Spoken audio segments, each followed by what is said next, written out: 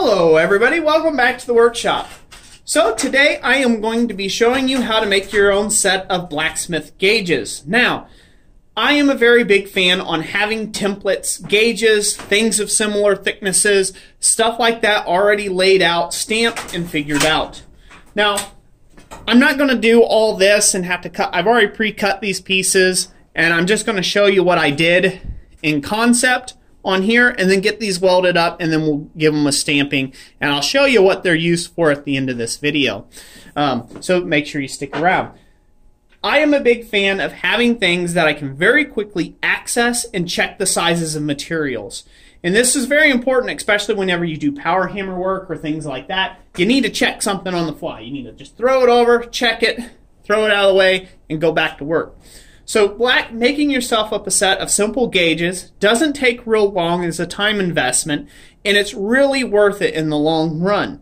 Now, I have several other videos. I will put a link in the description down below for those, where I've made other blacksmith gauges or blacksmith rules or things of that nature. And there's all sorts of videos out there. John Switzer over at Black Bear Forge. I'll go ahead and put his name right here. About right there. John Switzer at Black Bear Forge. You can go check him out. He did a real good one on a hook rule. It's just something that has a defined length that you just hook on something and you make a mark, and that way you can always check it to the same rule. He did one on forging that. It's a real simple tool. I plan on making several of those myself. And you know, these are just simple handy hacks in your shop to make you more efficient.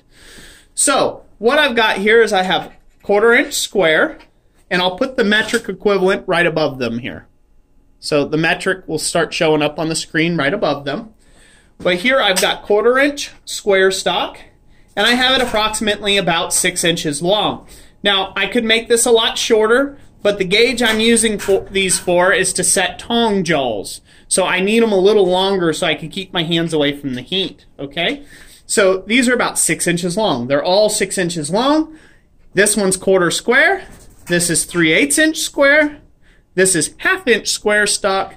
This is 5/8 square, and this is 1 inch square. Now, if you notice, I jumped 3/4 and 7/8. That's just because I don't use it that often in my shop. These are the main sizes I use in my shop all the time.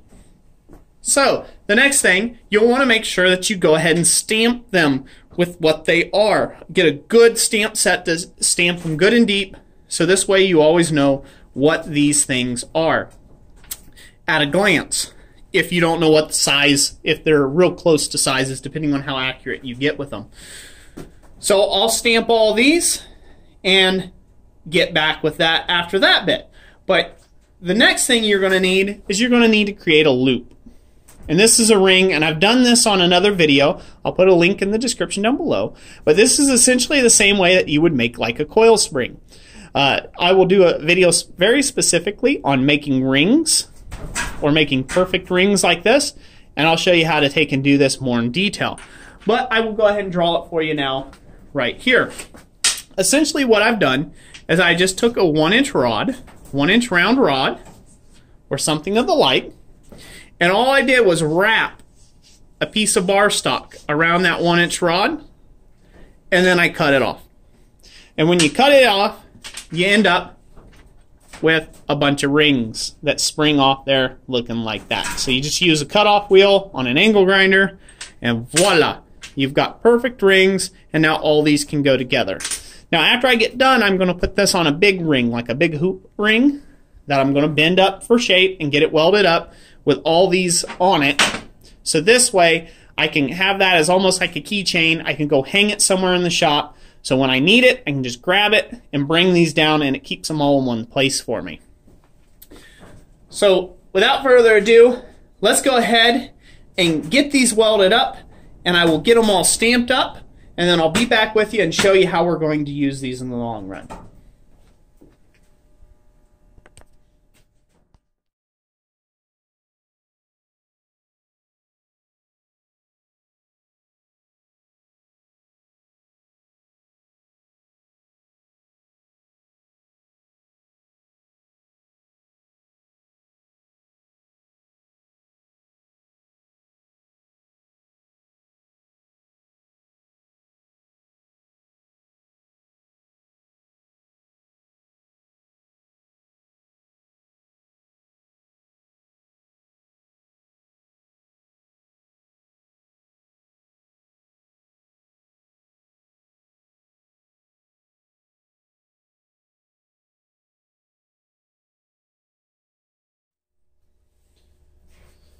Okie doke, everyone.